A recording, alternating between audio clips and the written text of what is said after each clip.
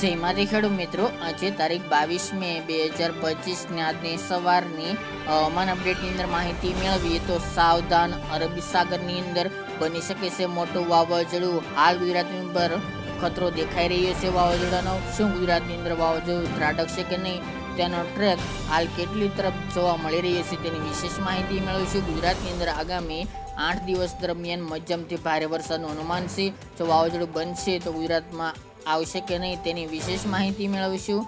ચેનલમાં નવા હોય તો ચેનલને સબસ્ક્રાઈબ કરી નાખજો અને વિડીયોને લાઈક આપીને શેર કરી દેજો. તો મિત્રો, સૌથી પહેલાં વાત કરીએ તો ગઈકાલની અપડેટ પ્રમાણે મુંબઈ ગોવાની વચ્ચે એટલે કે અરબ સાગરની અંદર અત્યારે એક લો પ્રેશર સિસ્ટમ સક્રિય બની ચૂકી છે ગઈકાલના રોજમાં.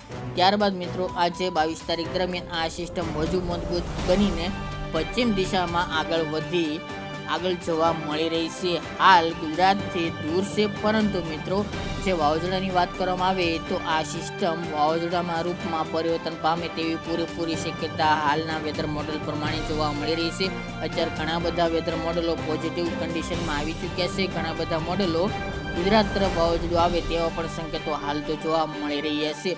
અત્યારની લેટેસ્ટ અપડેટ પ્રમાણે આ સિસ્ટમ લો પ્રેશરમાંથી આવતીકાલે ડિપ્રેશન, ત્યારબાદ ડીપ ડિપ્રેશનમાં ફેરવાઈને એટલે કે મજબૂત બનીને ઓમાન તરફ આગળ ગતિ કરે એટલે કે મસ્કટ તરફ આગળ ગતિ કરે તેવી શક્યતા હાલ જોવા મળી રહી છે. લાઈવ તમે જીએફએસ મોડેલ અનુસાર જોઈ રહ્યા છો તે મુજબ.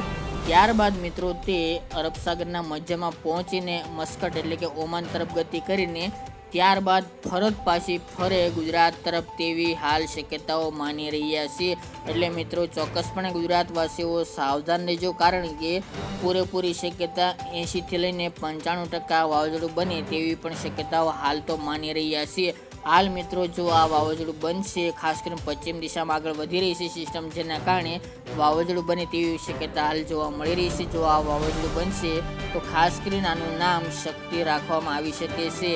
અને મિત્રો આ શક્તિ વાવાઝોડું ગુજરાત તરફ આગળ વધે તેવી પણ શક્યતાઓ હાલના વેધર મોડલો અપડેટ આપી રહ્યા છે. જીએફએસ મોડલ અનુસાર 29-30 તારીખ સુધીમાં આ સિસ્ટમ વળાંક લઈને કે આવી રીતે જશે, ત્યારબાદ વળાંક લઈને ફરી પાછી ગુજરાતમાં ફરે તેવું હાલ અપડેટમાં જોવા મળી રહ્યું છે. જેમાં ખાસ કરીને ગીર સોમનાથ અને પોરબંદર નજીક આ સિસ્ટમ પહોંચે, આ વાવાઝોડું પહોંચે તેવી પણ હાલ વેધર મોડલ અપડેટ આપી રહ્યા છે. તમે લાઈવ પણ જોઈ રહ્યા છો. અમેરિકન મોડેલ હોય કે યુરોપિયન મોડેલ હોય, આ બધા મોડેલો હાલ ગુજરાતમાં વાવાઝોડું ટકરાય તેવા પણ સંકેતો જોવા મળી રહ્યા છે. હજુ પણ મિત્રો ઘણા બધા મોડેલનું તેમજ આગાહીકારોનું તારણ અલગ અલગ જોવા મળી રહ્યું છે. હવે ધીરે ધીરે પોઝિટિવ થવા લાગ્યા છે કે વાવાઝોડું બનશે તો ખાસ કરીને ઓમાન તરફ જશે. પરંતુ મિત્રો અપડેટ અમે આપી રહ્યા છીએ તે મુજબ કે વાવાઝોડું બનશે એટલે શક્તિ નામ આપવામાં આવશે, અને ખાસ કરીને મિત્રો ફરી અરબી સમુદ્ર મધ્યમાં જઈને ઓમાન તરફ આગળ ગતિ કરીને પશ્ચિમ દિશામાં ત્યારબાદ તે ફરી ટર્ન મારીને ગુજરાત સુધી આવે તેવી પણ શક્યતા રહેલી છે. જો ગુજરાત તરફ આગળ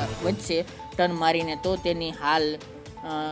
તેની ટકરાવવાની શક્તિ એટલે કે તેની ઝડપ ઓછી જોવા મળી શકે છે, એટલે કે નબળું પડી જાય તેવી પણ શક્યતાઓ હાલ તો જોવા મળી રહી છે. પરંતુ હજુ પણ એક દિવસ બાદ તેની પાકી અપડેટ આવશે.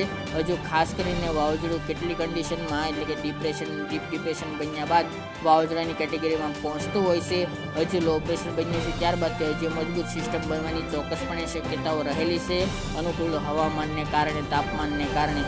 ત્યારબાદ મિત્રો પશ્ચિમ દિશામાં આગળ વધીને ટર્ન મારી શકે છે, જેની તમામ ખેડૂતોએ નોંધ લેવી, જેના કારણે ગુજરાતમાં ગઈકાલના રોજથી વરસાદની એન્ટ્રી થઈ ચૂકી છે. અમુક જગ્યાએ તોફાની વરસાદો નોંધાયા હતા, તો અમુક જગ્યાએ ભારે વરસાદો પણ જોવા મળ્યા હતા. હવે મિત્રો વાત કરીએ તો વરસાદની, આજે ખાસ કરીને 22 તારીખ જોવા મળી રહી છે. 22 તારીખ દરમિયાન પણ ગુજરાતના અનેક ભાગોની અંદર વરસાદની સંભાવના હાલ જોવા મળી રહી છે. સિસ્ટમની અસર આજે પણ ગુજરાતમાં જોવા મળશે. આજની અપડેટ પ્રમાણે મિત્રો સૌરાષ્ટ્રના તમામ જિલ્લાઓ અને દક્ષિણ ગુજરાતનો સમાવેશ જોવા મળી રહી છે. જેમ સિસ્ટમ આગળ વધશે તેમ કચ્છના દરિયાકાંઠાની અંદર પણ વરસાદની સંભાવના રહેલી છે. આજે મિત્રો 22 તારીખ દરમિયાન દક્ષિણ ગુજરાતની અંદર સુરત, વલસાડ, નવસારી, તાપી, ડાંગ, ભરૂચ, અંકલેશ્વર, નર્મદા જેવા ભાગો, તાપી જેવા વિસ્તારો, તેમજ પૂર્વ ગુજરાતની અંદર જેમાં વડોદરા, આણંદ, બોરસદ એ વિસ્તાર, દાહોદ, ગોધરા, મહીસાગર અને અરવલ્લીના ભાગોની અંદર પણ આજે વરસાદી ઝાપટાઓ જોવા મળી શકે છે. સૌરાષ્ટ્રની વાત કરીએ તો ભાવનગર, અમરેલી, જૂનાગઢ, પોરબંદર, ગીર સોમનાથ, રાજકોટ, દ્વારકા, જામનગરના 1-2 વિસ્તારો હોઈ શકે છે. બોટાદ અને સુરેન્દ્રનગર જેવા ભાગોની અંદર આજે વરસાદની સંભાવના દેખાઈ રહી છે. ત્યારબાદ મિત્રો આવતીકાલે 23 તારીખ દરમિયાન પણ વરસાદની ગતિવિધિ જોવા મળશે. એમાં પણ સૌરાષ્ટ્રના સમાવેશ જોવા મળી રહી છે. તો આવી રીતે મિત્રો સૌરાષ્ટ્ર અને દક્ષિણ ગુજરાતને આ વરસાદી સિસ્ટમ ધમરોળે તેવું હાલ જોવા મળી રહ્યું છે. ખાસ કરીને કચ્છવાસીઓ, દક્ષિણ ગુજરાત અને સૌરાષ્ટ્રવાસીઓ ખાસ કરીને દરિયાઈ પટ્ટીની અંદર ભારેથી અતિ ભારે વરસાદનું અનુમાન